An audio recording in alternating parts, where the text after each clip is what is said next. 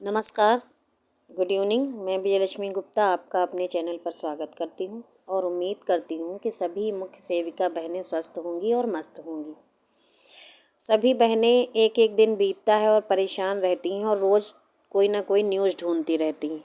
तो बहनों, मैं आपको बता दूं कि आप सभी लोगों को विदित है कि आपका कोर्ट केस 13 फरवरी को लगा है और अभी भी कोई भी बहुत ज़्यादा सकारात्मक ना तो कोई न्यूज़ है, ना आयोग की तरफ से कोई रवैया सकारात्मक है। बहुत सारे जो हमारे बहन हैं और उनके साथ में जो उनके परिजन हैं, तो बहन या भाई दोनों लोग कह सकते हैं क्योंकि परिजन भी साथ में हैं, तो वो ये सोचते हैं कि पहले ही आयोग जा कर के कोई न्यूज़ निकाल ली जाए या कुछ पता लगा लिया जाए। तो बहनों, आप हताश और निराश बिल्कुल ना हो।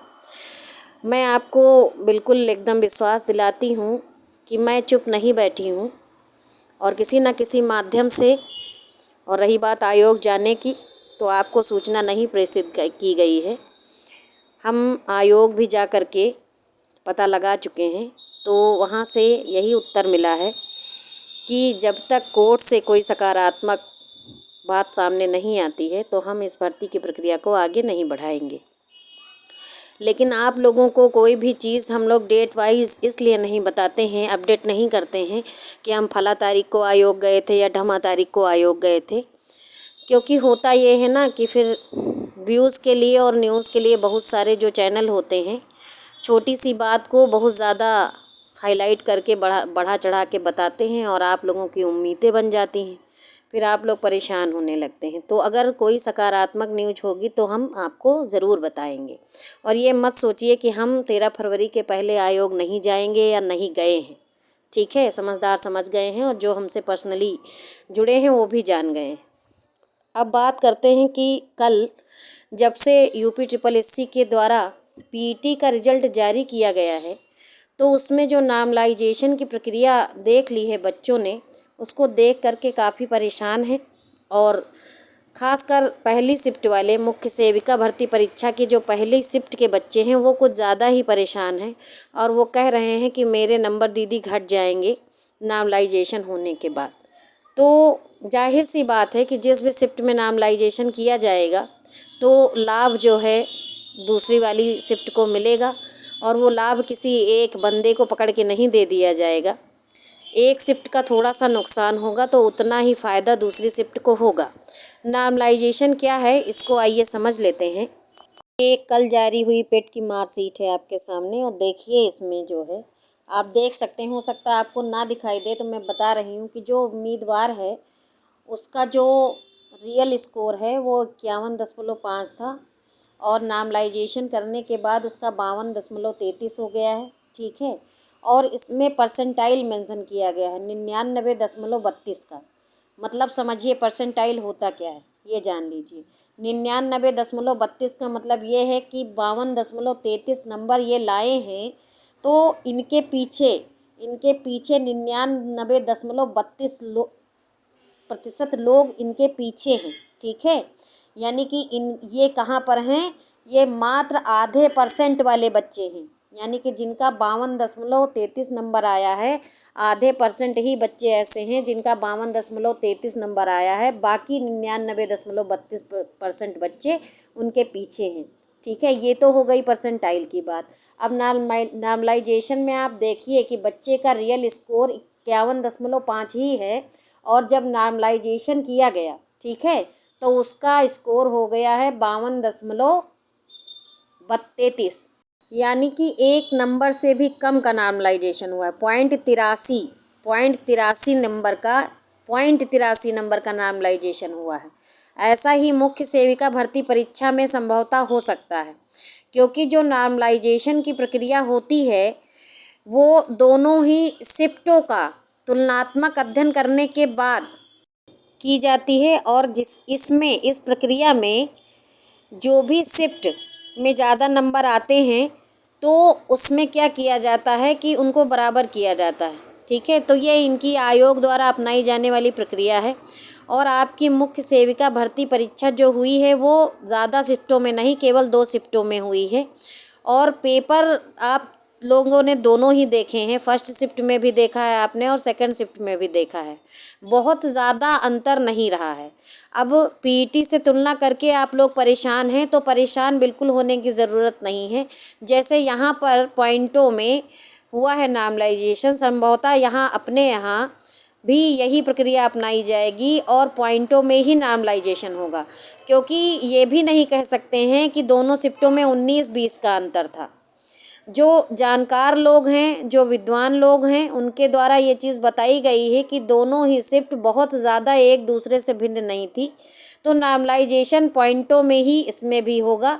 ज़रूरी नहीं है कि 2 नंबर या 3 नंबर, बहुत सारे वीडियो बताते हैं, प्रेडिक्शन करके वो लोग भी बताते हैं, हो सकता है कि उनका प्रेडिक्शन है ये, लेकिन मुझे ऐसा नहीं लगता है। मुझे लगता है कि जैसे पेट की मैंने एक उदाहरण दिया है कि 0.83% का ही नॉर्मलाइजेशन हुआ है, मुझे तो लगता है कि 0.30% का भी नॉर्मलाइजेशन हो जाए तो बहुत बड़ी बात है, क्योंकि दोनों ही शिफ्टों के पेपर का कठिनाई स्तर लगभग समान ही था। बस ये है कि हो सकता है कि एक पेपर थोड़ा पढ़ने में ज़्यादा कठिनाई हुई हो और दूसरे को ये था कि उसमें, अब आप लोग तो पेपर दिए हैं, जानते ही हैं, तुलना अगर आप भी करेंगे ये सोच करके निस्वार्थ भाव से, तो आप जान जाएंगे कि ज़्यादा अंतर नहीं था। कट ऑफ पर क्या फ़र्क पड़ेगा? देखिए, जब नॉर्मलाइजेशन होता है तो फ़र्क तो पड़ता है। जिसके नंबर घटेंगे तो उसको भी जाहिर सी बात है इसको झेलना पड़ेगा, जिसके बढ़ेंगे तो हो सकता है उसको फ़ायदा हो जाए, क्योंकि ये कोई आहारता परीक्षा तो है नहीं, ये भर्ती परीक्षा है और यहाँ पर पॉइंटों में ही सिलेक्शन हो जाता है और पॉइंटों में ही लोग बाहर हो जाते हैं। मेरे द्वारा पहले भी बताया गया है कि जो कट ऑफ संभावित बताई जा रही है, या हो सकता है कि जो कट ऑफ आयोग निकाले बाद में, डीवी के बाद जो फाइनल कट ऑफ आए, तो इस नॉर्मलाइजेशन के वजह से कुछ ऐसे उम्मीदवार जिनका जो रियल स्कोर है वो तो उनको सिलेक्शन दिला सकता था, लेकिन नॉर्मलाइजेशन हो जाने के बाद यदि उनके नंबर पॉइंटों में भी घटेंगे तो उस भर्ती से बाहर हो सकते हैं। और वही सेम चीज़ दूसरी शिफ्ट में जिसको फ़ायदा मिला होगा, अगर वो पॉइंटों से इस भर्ती से बाहर होगा तो इस भर्ती में इन हो सकता है। तो बिल्कुल भी परेशान होने की ज़रूरत नहीं है। यहाँ पर रिलैक्स केवल वही लोग फील कर सकते हैं जिनके नंबर ज़्यादा हैं। जो अभी तक की संभावित कट ऑफ बताई जा रही है, अगर उनसे 4, 6, 8, 10 नंबर जिनके ज़्यादा हैं तो उनके ऊपर तो वैसे भी कोई फ़र्क नहीं पड़ने वाला है। लेकिन जो बिल्कुल रेड जोन में एकदम लाइन पे आकर के बैठे होंगे, और ये बात अभी किसी को नहीं पता है कि रेड लाइन कितने नंबर पर है, क्योंकि रेड लाइन तो आपको डीवी के बाद भी नहीं पता चलेगी। जब फाइनल सिलेक्शन की लिस्ट सामने आएगी तो ही आप जान पाएंगे कि कितने वाले का सिलेक्शन हुआ है। तो इस भय से आप लोग बिल्कुल भी परेशान ना हो कि भविष्य में क्या होने वाला है। अगर आप भविष्य के भय को लेकर के परेशान रहेंगे तो आपकी जो मानसिक स्वास्थ्य है वो भी खराब होगा, और आप जो पढ़ाई लिखाई कर रहे हैं उसमें भी व्यवधान उत्पन्न हो जाएगा। तो डर में जीने की कोई ज़रूरत नहीं है, ये पार्ट ऑफ लाइफ है। आप सब लोग जानते हैं कि सिलेक्शन हाई मेरिट का ही होगा, निश्चित पदों की संख्या है उस पर होगा, और अभी सिलेक्शन तो बहुत दूर की बात है, क्योंकि अभी तो आपकी रिवाइज्ड आंसर की ही नहीं आई है। पहले रिवाइज्ड आंसर की आएगी, उसमें नंबर बढ़ेंगे घटेंगे, कुछ लोग बाहर होंगे कुछ लोग अंदर होंगे संभावित कट ऑफ से।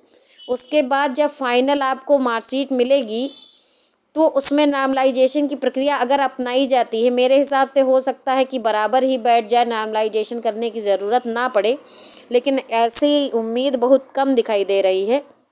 नॉर्मलाइजेशन तो होगा ही होगा। तो कुछ लोग बाहर होंगे कुछ लोग अंदर होंगे, तो कुछ चीज़ें हैं जो आपके कहते हैं कि आपके अधिकार क्षेत्र में नहीं है या आप उसमें कुछ कर नहीं सकते हैं, तो केवल इंतज़ार करिए और सकारात्मक रहिए। परेशान होने की ज़रूरत नहीं है। नॉर्मलाइजेशन किसी एक व्यक्ति विशेष के मार्कशीट में नंबरों में नहीं किया जाएगा, जो भी होगा वो सबके लिए होगा। तो डर में जीने की कोई ज़रूरत नहीं है, पॉजिटिव रहिए, सब कुछ अच्छा ही होगा। और वीडियो को लाइक करिए, चैनल को सब्सक्राइब करिए, ज़्यादा से ज़्यादा लोगों में शेयर करिए। और डरने की कोई ज़रूरत नहीं है, जॉब है, कोई पूरी ज़िंदगी नहीं है, और पूरी ज़िंदगी पड़ रहेगी तो जॉब भी मिल जाएगी। तो अपने स्वास्थ्य को सही रखें। धन्यवाद।